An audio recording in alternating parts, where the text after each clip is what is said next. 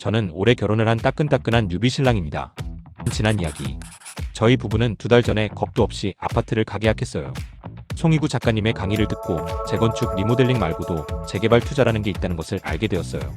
매도자, 중개인, 매수자 이렇게 셋이서 계약하기 전에 집을 다시 보고서 계약하기로 했는데 세입자분께서 집 보는 걸 협조해 주시지 않아서 매도자도 어쩔 수가 없고 중개인은 쩔쩔매고 매수자인 저희는 속 터지고 계약 파기해야겠다 마음을 먹고 전쟁을 준비하고 있었답니다.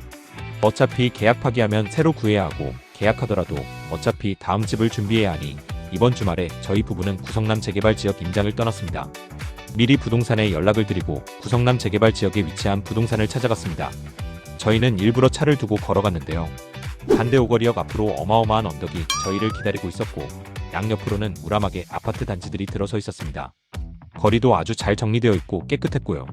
하지만 그 구역을 넘어가니 곧바로 30년, 40년은 되어 보이는 매우 오래된 빌라촌들이 보였습니다. 부동산에 도착하여 소장님과 만났고 저희는 자금이 부족하여 실거주를 생각하고 있다고 말씀드렸습니다.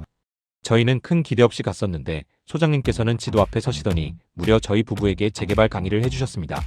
이곳 구성남은 수진 1, 수진 2, 신흥 1, 신흥 3, 상대원 2, 상대원 3, 태평 1, 태평 3 등 다양한 정비구역이 있는데요. 지역 한 번에 모든 구역을 갈아엎으면 지역에 살던 주민들이 이주를 할 수 없으니 순환 재개발 방식으로 진행한다고 했습니다. 재개발에는 여러 단계가 있는데 현재 구성남에는 모든 단계의 구역이 있어서 설명을 이해하기가 쉬웠습니다.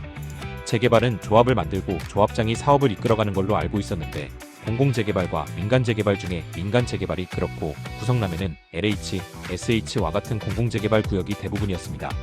아무래도 사업 시행자가 공공기관이니 중간에 엎어질 위험이 거의 없고 속도도 빠르다고 합니다. 제가 GPT와 공부했던 것들은 모두 겉핥기식으로 배웠다는 걸 깨달았습니다. 너무 모르는 내용이 많아서 참 부끄럽더군요. 그렇게 모든 구역에 대해서 강의를 듣고 주변 지역을 돌아보러 나갔습니다. 이 지역은 진짜 사람이 살기에는 참 어렵겠다는 생각이 절로 들더군요. 저는 어린 시절에 부산의 동래구 지역에서 자랐는데요. 초등학교 주변 일대가 거의 판자촌 같은 모습이었는데 중학교, 고등학교 들어가면서 거대한 신축 아파트 단지로 탈바꿈되었습니다. 제가 탐험을 좋아하던 골목들이 사라지고 그곳에 살던 옛 친구들이 이사를 떠나고 소식이 끊겨서 참 슬펐습니다. 그리고 이제는 제가 사는 곳까지 재개발이 진행되어서 더 이상 옛 모습을 전혀 찾아볼 수 없게 바뀌게 된다고 합니다. 뒤돌아보면 제 인생이 늘 재개발과 함께 해왔다는 걸 깨달았고 씁쓸하면서도 신기했습니다. 다시 돌아가서 이곳은 엄청난 언덕배기를 올라가야 했는데요. 도대체 여기에 어떻게 아파트를 짓는다는 거야? 그런 생각이 들었을 때 문득 저는 부산의 동래 센트럴파크 하이츠 아파트를 떠올렸습니다. 친구가 그곳에 살아서 자주 놀러 갔는데 거기에도 평지에서 동래 산성까지 이어지는 어마어마하게 높은 언덕이 있습니다. 그 언덕에다가 아파트를 지은 건데요. 평지에서 엘리베이터를 타고 올라가서 주차장을 지나 또다시 엘리베이터를 타고 아파트로 들어가야 하는 신기한 구조로 되어 있습니다. 거기 언덕을 떠올리니 구성남이 다시 귀엽게 보이더군요. 이게 부산이다. 이미 프리미엄이 억 단위로 붙어버린 추천 매물까지 구경하고 저희는 다시 부동산에 들렸다가 귀가했습니다. 다음날 저희는 재방문하여 어제 못 봤던 매물을 추가로 구경했습니다. 이번에는 소장님의 차를 타고 이동을 했었는데 소장님께서 나온 김에 구성남 재개발 구역 전체를 보여주시겠다는 겁니다. 이날 저희는 어떻게든 돈을 빨리 모아와서 소장님과 계약해야겠다고 다짐했습니다. 태평 3구역은 서울이랑 제일 가깝고 도로 대변에 붙은 지역이라 가장 좋을 거라 생각을 했으나 차가 올라가기 힘들 정도의 엄청나게 높은 언덕배기를 타고 올라가야 했습니다. 시공사 선정이 3번이나 유찰이 되었는데 언덕을 한 번만 올라보면 왜 그런지 이유를 알 수밖에 없더군요.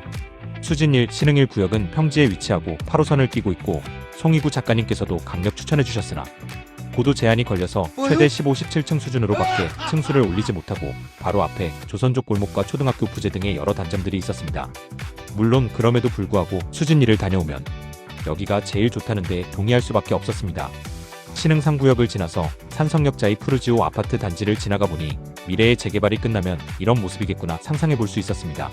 2주가 끝나서 빈 공터가 되어버린 상대원 2구역을 지나서 이제 시공사 선정을 앞둔 상대원 3구역까지를 보니 재개발이란 이런 것이구나 하루 이틀 만에 큰 배움을 얻었습니다.